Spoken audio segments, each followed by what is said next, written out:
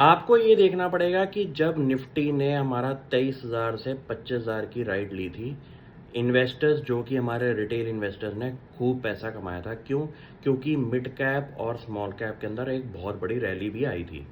अब आपने नोटिस किया होगा कि 25,000 से 26,000 की रेस के अंदर कोई भी पोर्टफोलियो रिटेल इन्वेस्टर्स का बढ़ नहीं रहा और इनफैक्ट यहाँ पे तो डिक्लाइन आ रही है। क्यों? क्योंकि पिछले 2 हफ्ते से हमारा मिड कैप सेक्टर और स्मॉल कैप सेक्टर के अंदर रैपिडली डिक्लाइन आ रहा है परसेंटेज के अंदर। आपको ये देखना पड़ेगा कि यहाँ पे ऐसे-ऐसे स्टॉक्स जो कि हाई फ्लाइंग स्टॉक्स बन चुके थे एक-एक साल के अंदर 200-200, 250-250% की रिटर्न पे, आज वो स्टॉक 20-20, 25-25, 30-30% डाउन है पिछले 3 महीने के अंदर। ये ऐसा टर्न अराउंड टाइम आ चुका है मार्केट के अंदर जहाँ पे लोगों को समझ ही नहीं आ रहा कि भाई इसको हम सेलिब्रेट करें कि निफ्टी हमारी टॉप पे है कि हम अपना पोर्टफोलियो रेट को देख के घबराएं। ऐसे टाइम में आपको कुछ नहीं करना, क्योंकि आपको ये पता होना चाहिए कि जब आपका पोर्टफोलियो आउट परफॉर्म कर रहा था तब भी आपने मजे करे।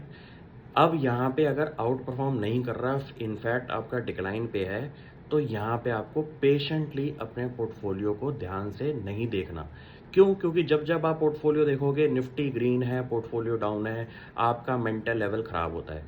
इस मेंटल लेवल को ना सबसे पहले जीतिए, पैसा बाद की बात है।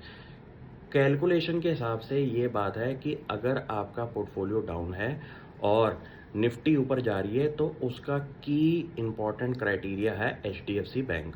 पूरे 2 साल में लोगों ने दुनिया भर की कहानियां बना दी, एचडीएफसी को ये हो जाएगा, वो हो जाएगा। ये इकलौता स्टॉक आज की डेट में निफ्टी को आउट परफॉर्म करवा रहा है और रिटेल इन्वेस्टर्स के पास ये स्टॉक ना होने की वजह से निफ्टी ऊपर जा रही है, पोर्टफोलियो में बाकी इंडिविजुअल स्टॉक्स के अंदर करेक्शन आ रही है। इस रीज़न की वजह से आपके पोर्टफोलियो में वो सेम सेलिब्रेशन का माहौल नहीं दिखाई दे रहा। आपको निफ्टी के कॉन्स्टिट्यूएंट्स को पढ़ना है और अपने पोर्टफोलियो में देखना है वो कॉन्स्टिट्यूएंट्स नहीं है, इसलिए आपका पोर्टफोलियो वैसा बिहेव नहीं कर रहा। इनफैक्ट मिड कैप सेक्टर और स्मॉल कैप सेक्टर के अंदर डिक्लाइन की वजह से आपके इंडिविजुअल पोर्टफोलियो के अंदर भी डिक्लाइंस आ रहे हैं। ये मार्केट भी सेम रिएक्ट कर रही है आपका पोर्टफोलियो की तरह। तो यहाँ पे मेरे हिसाब से कोई भी आदमी को एक्साइट नहीं होना चाहिए घबराहट के अंदर कि यार हमारे साथ क्यों इतना बुरा हो रहा है। ये सबके साथ हो रहा है।